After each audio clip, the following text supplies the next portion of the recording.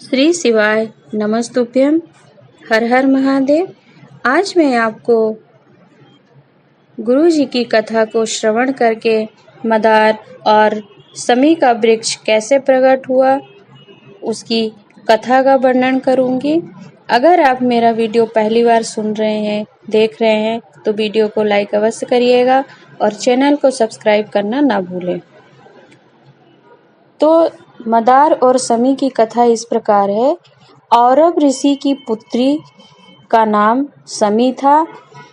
इनका विवाह धौम्य ऋषि के पुत्र मदार से हुआ था। मदार के गुरु शौनक ऋषि थे। एक बार की बात है कि मदार और समी का विवाह बचपन में ही हो गया था। तो मदार के गुरु शौनक कहते हैं कि मेरा मानना है कि मदार अभी शिक्षा ग्रहण करो। तो वापस मदार शौनक ऋषि से शिक्षा ग्रहण करने आश्रम चले गए थे और कुछ समय बाद मदार समी बड़े हो गए और उनका विवाह पुनः हो गया। दोनों विवाह के पश्चात जा रहे थे तो रास्ते में उन्हें भुसुंडी ऋषि का आश्रम मिला तो दोनों वहां चले गए। भुसुंडी ऋषि गणेश भगवान के बहुत बड़े आराधक थे। गणेश पुराण में वर्णन है कि गणेश भगवान से भुसुंडी ऋषि ने वर मांगा था कि आप मुझे अपने जैसा बना दीजिए। तब भगवान गणेश ने उन्हें वर दिया और हूबहू अपने जैसे बना दिया था। गणेश भगवान एवं भुसुंडी ऋषि का जो स्वरूप है एक जैसा ही है। दोनों में थोड़ा अंतर है, वो इस प्रकार है। गणेश भगवान और भुसुंडी ऋषि के स्वरूप में जो अंतर आता है वो गणेश भगवान ने अपना विग्रह शरीर तो दिया परंतु कुछ अंतर रखा। भुसुंडी ऋषि की लंबी लंबी जटाएं हैं और गले में रुद्राक्ष तुलसी की ही माला है। भुसुंडी ऋषि के भी बड़े बड़े कान हैं, सूंड है, परंतु वो जटाधारी हैं और भगवान गणेश पीतांबरधारी हैं। तो इस प्रकार गणेश भगवान एवं भुसुंडी ऋषि के स्वरूप में अंतर है। आगे वर्णन आता है कथा का कि मदार और समी जब विवाह के पश्चात जाते जाते भुसुंडी ऋषि के आश्रम गए तो आश्रम में पहुंचकर उन्होंने पूछा कि इस आश्रम के संत कहाँ हैं। तो वो दोनों भुसुंडी ऋषि से ही पूछ रहे थे। तब भुसुंडी ऋषि जी कहते हैं कि यहाँ का संत मैं ही हूँ।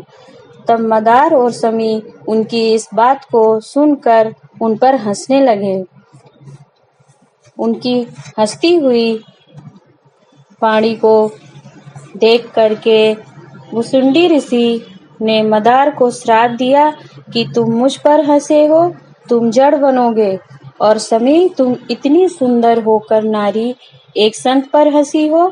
मैं तुम्हें श्राप देता हूँ कि तुम वृक्ष बनोगी और तुम्हारे वृक्ष में इतने कांटे होंगे कि वो तुम्हारी पत्तियों में ही चुभेंगे। तब मदार और समी रो पड़े और भगवान गणेश की आराधना करने के लिए गए। गणेश भगवान से बोले कि हे प्रभु, हमसे गलती हो गई है, हमने भुसुंडी ऋषि को देखकर उन पर हंस दिया, हम उनके स्वरूप को पहचान नहीं पाए। तब गणेश भगवान बोलते हैं कि समी मदार और क्या बात है। तब दोनों ने अपनी सारी बात गणेश भगवान को बताई। गणेश भगवान भुसुंडी ऋषि से कहते हैं कि इन दोनों पर आप कुछ कृपा कर दीजिए। तब भुसुंडी ऋषि जी कहते हैं कि मेरे प्रभु आप हैं, मेरे आराध्य आप हैं, आप ही कुछ कृपा कर दीजिए। तब गणेश भगवान मदार से कहते हैं, हे मदार, तुम्हारा पुष्प मेरे पिता भगवान शंकर के ऊपर चढ़ेगा और तुम्हारी जड़ में मैं स्वयं निवास करूंगा। इसीलिए सफेद आंकड़ा जिसे कहते हैं, मदार कह लीजिए, आक, अकौआ, कई जगहों पे अलग अलग नाम से बोला जाता है। तो मदार की जड़ जो होती है उसकी आकृति बिल्कुल भगवान गणेश जैसी होती है, लंबी सूंड, और स्वरूप ऐसे लगता है जैसे साक्षात गणेश भगवान ही निवास करते हैं। तो मदार का कौवे की जड़ की आकृति में भगवान गणेश विराजमान होते हैं और गणेश भगवान समी से कहते हैं कि हे समी, तुम्हारे वृक्ष के नीचे 33 कोटि देवी देवताओं का वास होगा और तुम्हारे पुष्प मेरे पिता शिव शंकर भगवान को चढ़ेंगे और पत्ती मेरे ऊपर एवं शिव जी के ऊपर भी समर्पित होगी। इस तरह से समी श्राप के कारण वृक्ष रूप में जन्मी और मदार श्राप के कारण जड़ रूप में। इसीलिए किसी संत महात्मा बेटी या देव पर कभी भी नहीं हंसना चाहिए। समी के पेड़ के नीचे रोग मुक्ति का आनंद प्राप्त होता है। समी की पत्तियां एवं वृक्ष जड़ सभी एक एक भाग बहुत ही उपयोगी एवं महत्वपूर्ण होता है। अब मैं आपको एक विधान बता रही हूँ। मान लीजिए घर में कोई ऐसा व्यक्ति है जो किसी का आदर नहीं कर रहा है और बहुत चिड़चिड़ करता है।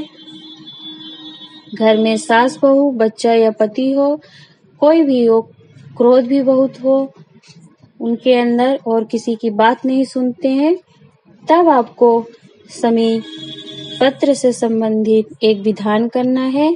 समी पत्र के समी का जो वृक्ष होता है उसकी 71 पत्ती और 71 ही चावल अपने हाथ की अंजलि में रख लीजिए और जो व्यक्ति सम्मान नहीं करता हो, जिसका भाव शुद्ध ना हो, उसका स्मरण करके शिवलिंग में अशोक सुंदरी के स्थान पर छुआकर उसे फिर शिवलिंग के ऊपर समर्पित कर दीजिए।